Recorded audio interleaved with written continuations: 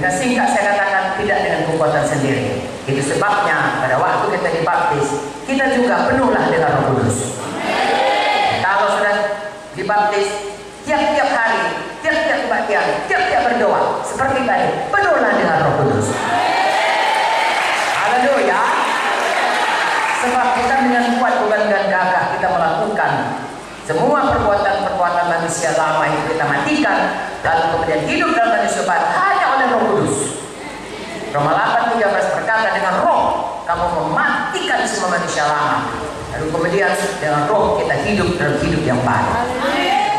Satu, saudara penuh firman Tuhan, percaya firman Tuhan, suka firman Tuhan, mau mematuhi firman Tuhan, penuh Roh Kudus. Kedua, supaya saudara sanggup melakukannya.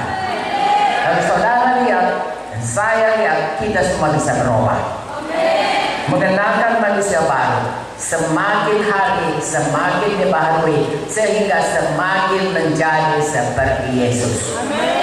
Dengan kata lain, kemuliaan itu dipulihkan. Semakin hari semakin besar kemuliaannya. 2 Korintus 3:18 saudaraku. Nanti saya sambung lagi ke sana, mengatakan bahwasanya dan kita semua mencerminkan kemuliaan Tuhan dengan bukan tidak berselubung, karena kemuliaan itu datangnya dari Tuhan yang adalah Roh. Maka kita diubah menjadi serupa dengan gambarnya dalam kemuliaan yang semakin besar. Haleluya. Jadi Papua bisa melihat kemuliaan Tuhan melalui kehidupan kita yang berubah. Dia tidak bisa lihat Tuhan Yesus, tapi dia bisa lihat Yesus gambarannya kita. Kalau ada cermin sekarang ini, ya, saudara bisa lihat gambar di cermin. Saudara tidak lihat saya, tapi saudara bisa lihat Ibu Munte di cermin itu. Oh begitu Ibu Munte. Amin. Saya ulangi. Kalau ada misalnya cermin sekarang ini, katakanlah di sana, saudara nggak lihat saya. Kalau misalnya saya ditutup di sini, tapi saudara bisa lihat saya. Dan kadang-kadang orang kalau mau mencuri lihat kan dia buat speaker cermin, orangnya nggak tahu, rupanya kita udah lihat dia semua, entah lagi ngapain kan. Nah begitulah, kita tidak lihat orangnya, tapi kita melihat gambarannya. Gambaran itu bukan orangnya, tapi gambaran itu memperlihatkan bagaimana keadaan orang itu sesungguhnya. Kita ini gambaran Tuhan Yesus diciptakan. Tuh orang tidak melihat Tuhan Yesus, orang tidak tahu Tuhan Yesus, bahkan tidak pernah dengar dari Yesus, tapi dia bisa lihat gambaran Yesus dari hidup kita yang diubahkan hari lepas hari. Makanya kita sungguh-sungguh mengikut Tuhan, supaya kekasih kita, saudara-saudara kita, orang-orang di sekitar kita, yang dalam jangkauan kita, teman kita sekantor, kawan kita kuliah, sekolah, saudara-saudara kita, sepupu-sepupu kita, orang-orang yang kita jumpa waktu belanja, dan nggak lihat Yesus, tapi dia lihat gambaran Yesus dari hidup kita. Haleluya. Itu sebabnya kita berubah, supaya dilihat oleh mereka gambaran manusia baru. Kalau dia lihat gambaran manusia lama, tidak ada bedanya dengan orang berdosa. Dia tidak melihat gunanya mengikut Yesus. Tapi kalau kita meninggikan Yesus, memuliakan Yesus, firman Tuhan berkata, kalau Yesus ditinggikan, dia akan menarik orang datang kepadanya. Jiwa-jiwa datang kepada Tuhan, pada gerejanya, kepada keselamatan. Saya bacakan manusia baru dalam Efesus 4 tadi, contoh-contohnya.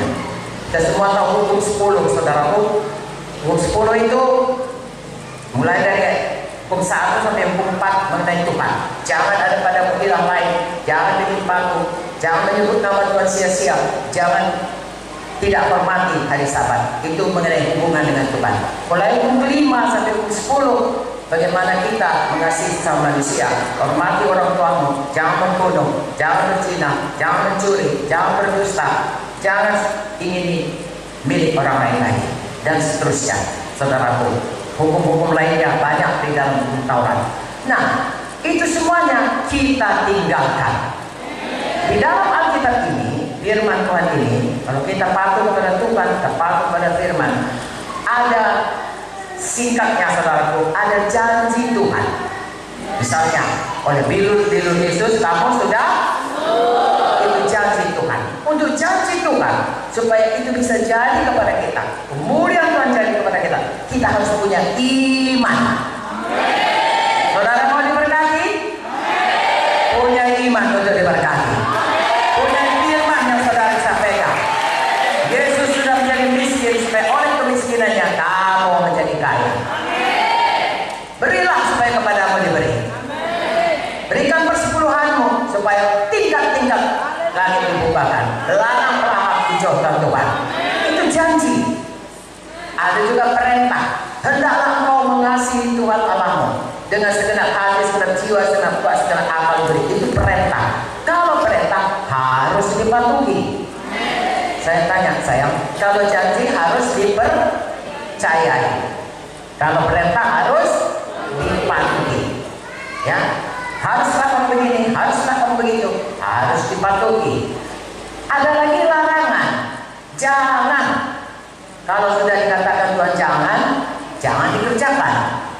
Kalau dikatakan Tuhan buat, harus dibuat. Kalau katakan Tuhan janji, harus dipercayai. Haleluya. Sangat mudah mengikut Tuhan.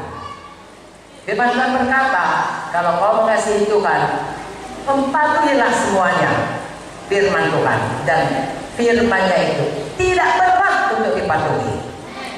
Begitu banyak janjinya, percaya saja.